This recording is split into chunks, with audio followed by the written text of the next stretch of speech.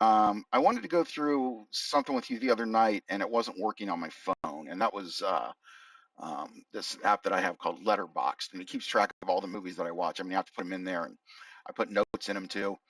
Sometimes I kind of get lazy lately and not doing notes, but I just want to go through 2021, and we'll just start going through some of the stuff I've watched, and some of the stuff I pick out for you guys might be something good.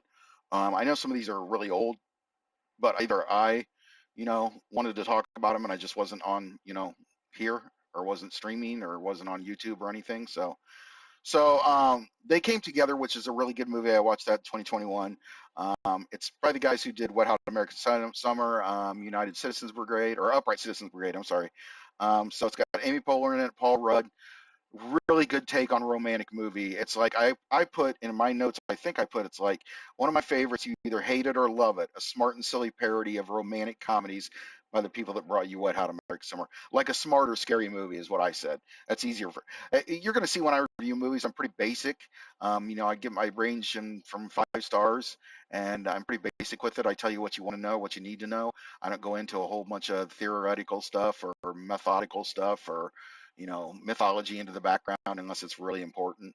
But yeah, so they came together. That's a good one for a romantic night because it's not really a romantic night, romantic evening. It's a twist on a romantic story, and it's got Christopher Maloney in it from Law and Order, and his role is really good. You love it. The next one is Willy's Wonderland, not famous in my household. I really like it a lot. Nobody else does but me. I showed it to my daughter and my son, and they didn't care for it. But it's got Nick Cage in it. Of course, this came out last year, or yeah, 2021, and it's him basically in a Chuck E. Cheese type place with a bunch of animatronics that he has to watch for the night. And the greatest thing of the whole movie, I thought, is that Nick Cage isn't talking it at all. And we all love crazy Nick Cage anyway. We love that.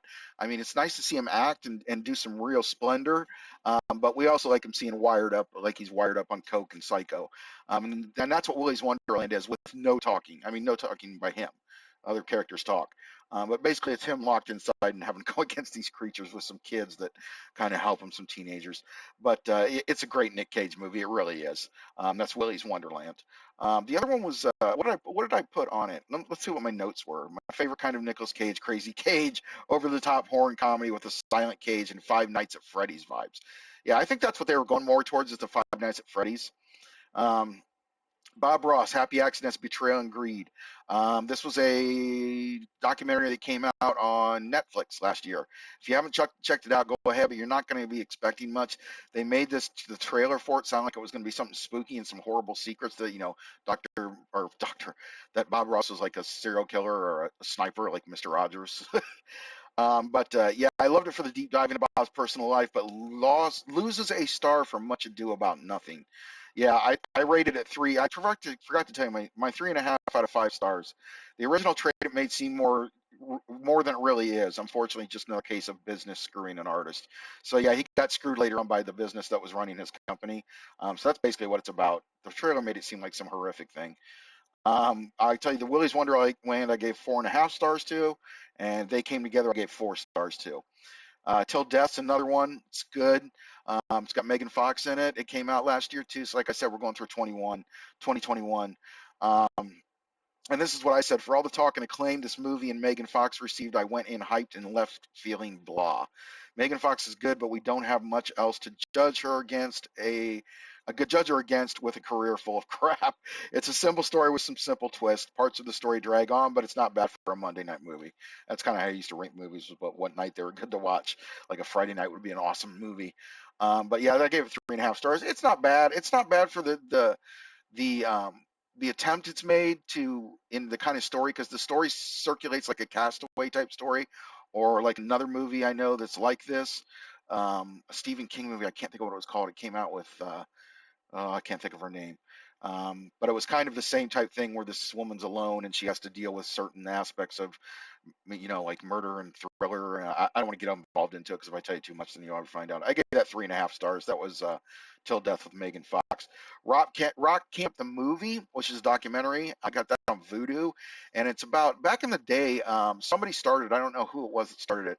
Started a rock camp for adults where you could go and at first it was like lower tier rockers, and they would teach you some stuff and then teach you performance moves. And, one of you guys would become a singer or a couple, or, some of you become a guitarist or drums, learn to play whatever. And you get, like Alice Cooper's done these things, Sammy Hagar. There's been a lot of big celebrities, Dave Mustaine, that have done these rock camp things. So I don't know if you know who you're going to see when you get there, but this is just basically a documentary about this rock camp.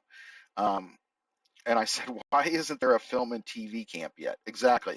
Why isn't there like a film where you get to go practice being on TV or film? So somebody who's watching out there, that's your idea. Make a place where, like rock camp, like actor camp, where you can go and act in a play in front of people, and they get a week of teaching you to act or film make or whatever, and you make a short movie. Anyway, I guess they kind of did that with Ben Affleck, Matt Damon thing back in the 90s. I can't remember what it's called. Anyway, if you're going into this thinking you're going to be immersed in the camp for the whole movie, you could be wrong. You would be wrong. While it does have a few cool moments, it's really made up more of the stories of all the people that attend and teach at the camp. I was hoping for an in-depth and behind-the-scenes look at every aspect of the camp. I was left underwhelmed. So yeah, it was basically kind of a show story or fashion story. In other words, they're just giving you the good stuff, and they're not really delving into how the teachers feel about it and stuff and that kind of stuff, which I thought would have been kind of cool. But it's a good watch. I mean, it's something you can sink your teeth into, I guess. And I told you what I gave you that. And this is 4 stars. This is North Hollywood. Um, I sound like this is North Hollywood, dude. So like this one here, this is North Hollywood. It was in 2021. A coming of age story about a skater who struggles with the dreams his father has for him, and a friendship that's lasted for years, dude. Another fine performance by Vince Vaughn as the strict but caring father, plus a great cast of young, vibrant stars laying out the tale as old as time. Do you follow your dreams or be a normal person, dude? Like, what do you do? In North Hollywood, you'll find out. So I gave that. That was horrible. A horrible uh, California Surfer dude accent. Anyway, North Hollywood, it's really good. Vince Vaughn isn't in it; he's really good in it. But the star of the show is the main character, and it's all about him. And it's kind of it's a typical coming of age story. I liked it. Like I said, I think I gave, what is it, 4 stars? Yeah, 4 stars. The very excellent Mr. Dundee. Now, I wasn't going to watch this because I was a fan of Crocodile Dundee 1. I mean, 2 was all right. It kind of wasn't worth the effort. But I always thought he was a kind of a cool guy, the Crocodile Dundee character, or I should say Paul Hogan. And this is basically about him, about Paul Hogan. It's a mockumentary. It says, yes, I wrote, and I didn't give it a good review either. I give it 2.5 stars. And I said, yes, it's everything you think it is. Cheesy, silly, slapstick, and nostalgic. Unfortunately, none of it works. You can see where the jokes are, but they just aren't as funny as you think they are, or as they think they are, I should say. This is really too bad for Paul Hogan because he looks like he's trying and having a fun time with it, which he does in the movie. He really does look like he's having a good time. He just hasn't, he's got nothing to go with in it. It's sad because with a little more effort in the writing, this might have been a cute little movie about a gone but not forgotten cultural icon. He was kind of an icon, for back in my day. I gave that 2.5 stars. Like I said, not good at all. We'll move on. Still in 2021, guys. Son. This movie was a horror movie. I gave it 3.5 stars. I know I said I'd watch it again. So usually to get me to watch it again, I put a little heart next to it. And usually to get me to watch it again, I have to I'll put a little sorry, I'm getting mixed up. Usually for me to watch it again, it has to be of some interest, but it doesn't have to be like a 4 out of 5 or a 5 out of 5. So I'd watch this again. So it must have been, these movies are last year. So I don't know everything about him and why I liked him or didn't like him, but I can tell by looking at him. A creepy movie with some gruesome scenes and a few plot twists that you might not expect. The story of a woman whose son starts exhibiting a gruesome illness that may be the result of a trauma or a cult. The story takes its time to get where it's going, but I was never bored. See, so I was never bored, but I just gave it a 3.5 out of 4, or 5. I'm sorry. So I don't know why. Eat Wheaties. This was a pretty good one. This is from the guy who plays Buster on Arrested Development.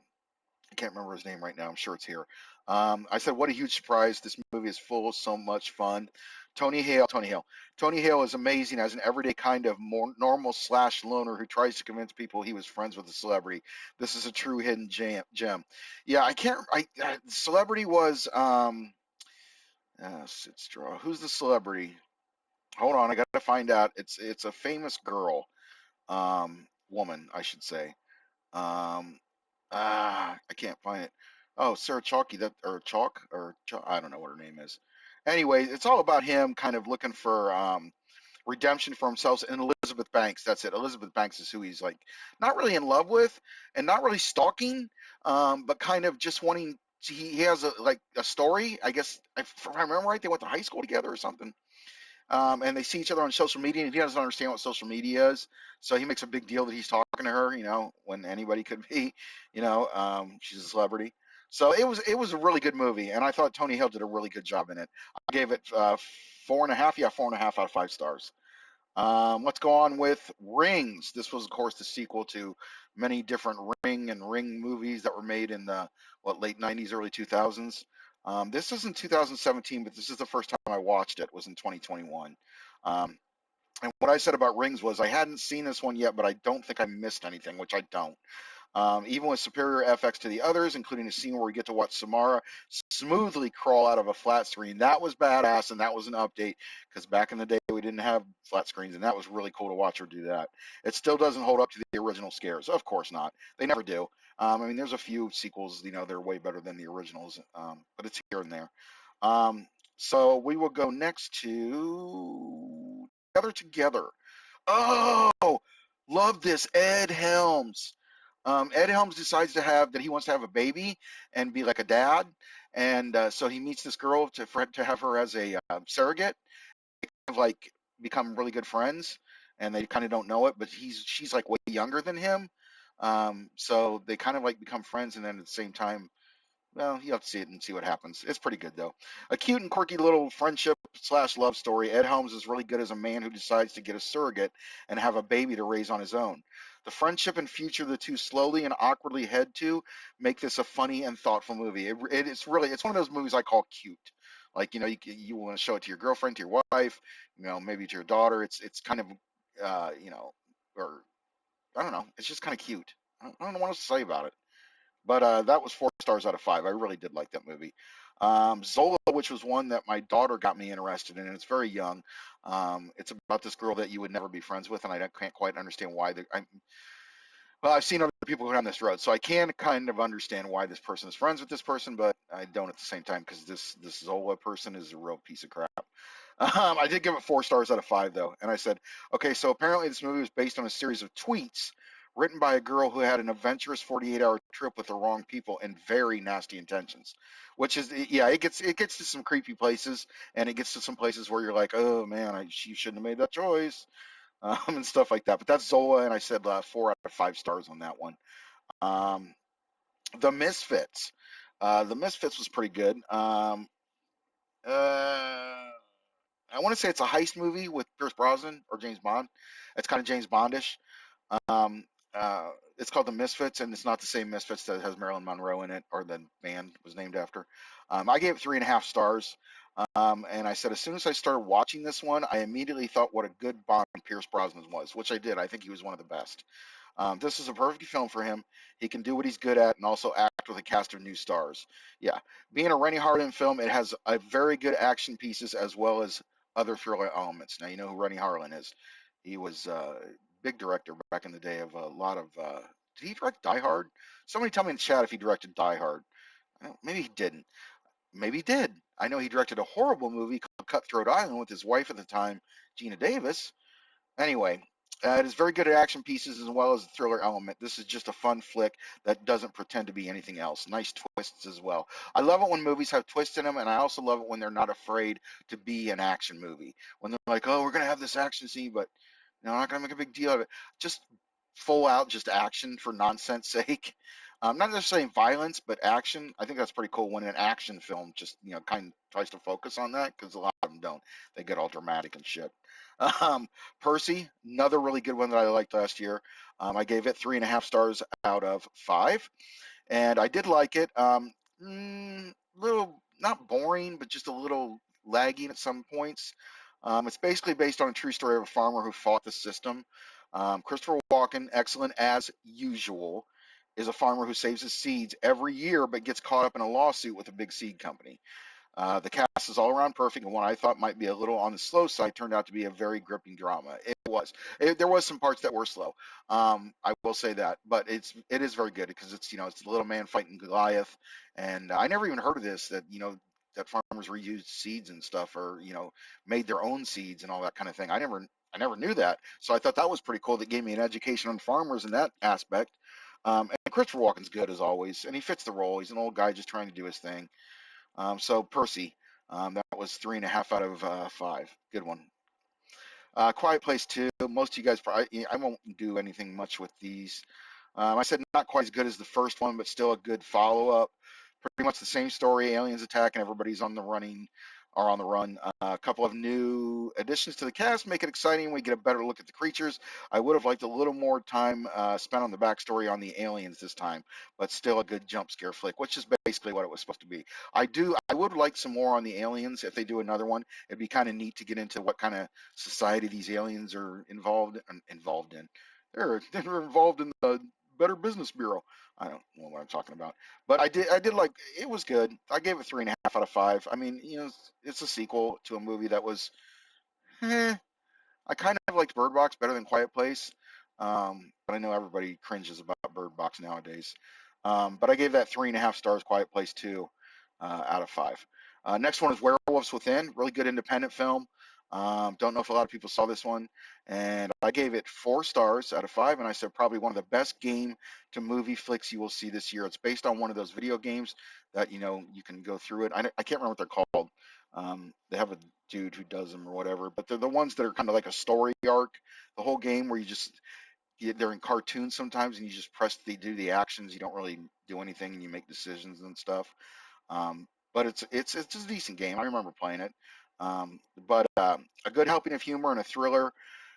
A good helping of humor and thriller genres are in heavy excess here.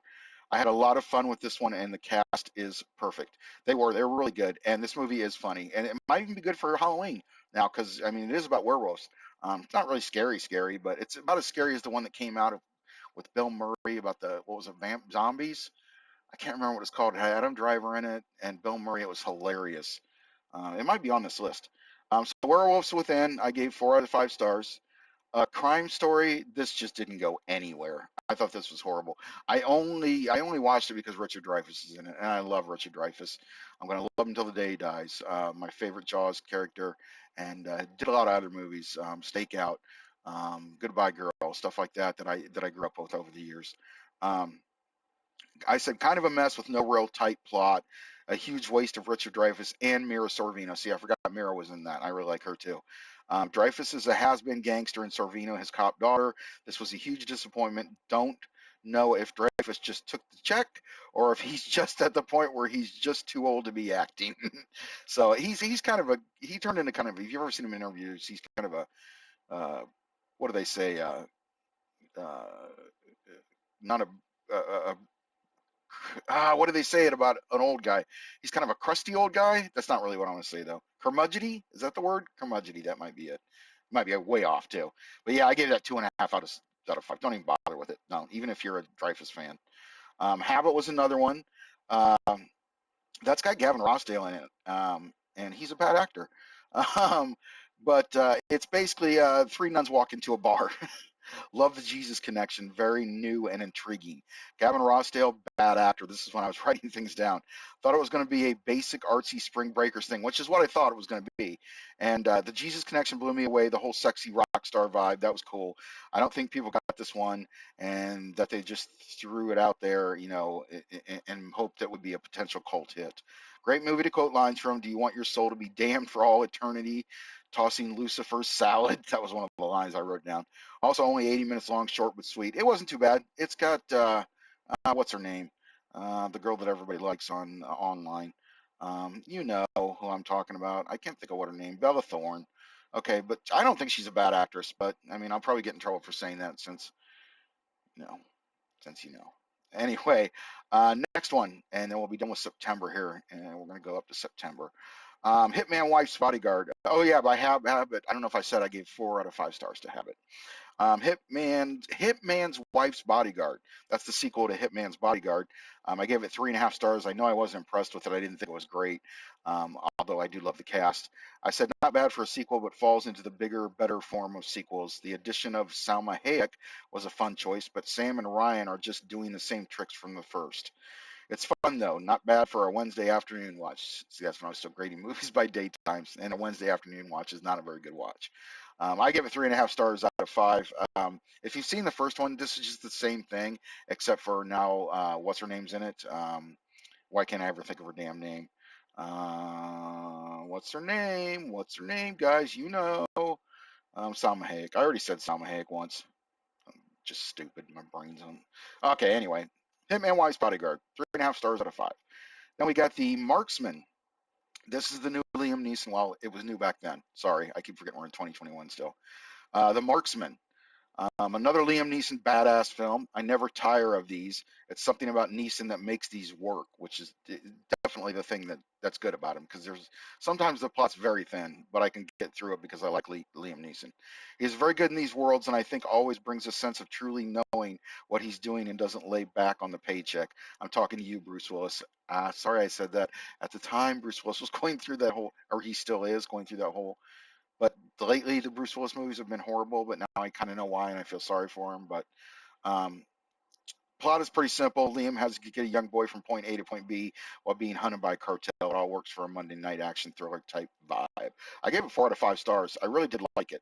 I'm a big Neeson fan when it comes to those movies. I was there from the get go, from all those, Taken and Taken 1, 2, 3, and all the other ones he's done. Midnight Mass. This was something that I watched on Netflix, and I think just about everybody knows it because they watched it on Netflix. It was pretty. It was very good, very good. I will say that. And this is a good one to go back and rewatch for Halloween, or see if you haven't, or look at if you haven't seen it. It's called Midnight Mass, and I said Neil Diamond started it off, actually. If you guys know, Neil Diamond's one of my favorite artists. They hardly ever play him in movies, and I thought it was cool because it started off with a Neil Diamond song. Started with skipping by it and hitting the button for play, then hearing Neil. Stuck with it for a minute and got my attention right away.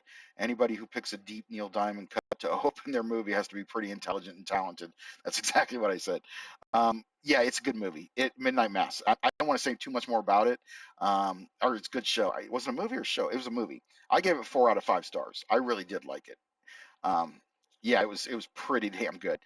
Um, but yeah, I know I'm not going to talk a lot about it because, like I said, a lot of you guys know. But I recommend Midnight Mass. Go back and watch it again, or if you haven't seen it, definitely get on Netflix and look it up and watch it because it's really good. Wrath of Man's going to be the last one we're going to talk about tonight. This is a Guy Ritchie movie, of course. I gave it 5 stars out of 5 because it wasn't something I was expecting at all. Um, I like the way you handle that cart. I don't heist movie. Okay, Scott Eastwood's in this one, who's Clint Eastwood's son. If you know, I'm a big, huge Clint Eastwood fan and a big, huge like Sly Stallone. All those action actors from back in the day. I can, man, Dirty Harry is one of my favorite characters of all time, and one day we'll talk about him on here. But yeah, it was a Guy Ritchie movie. I thought it was pretty good. I think Jason Statham's in it too, or Statham.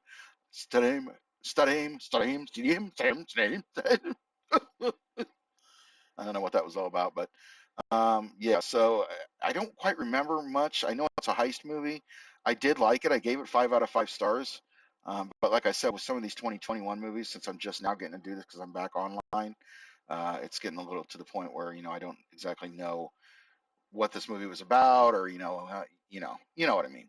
So I did like it. I know I did really like it, and I know it's a gangster heist movie. And like I said, Scott Eastwood's in it, so that's incredible for me. 5 stars out of 5. Wrath of Man. Okay, now we'll hit October, and then we'll be up to a year at least. If you didn't know, I was just going through my 2021 movies, my big picks, and everything that I watched, and on my Letterboxd, and that will do it for tonight, guys.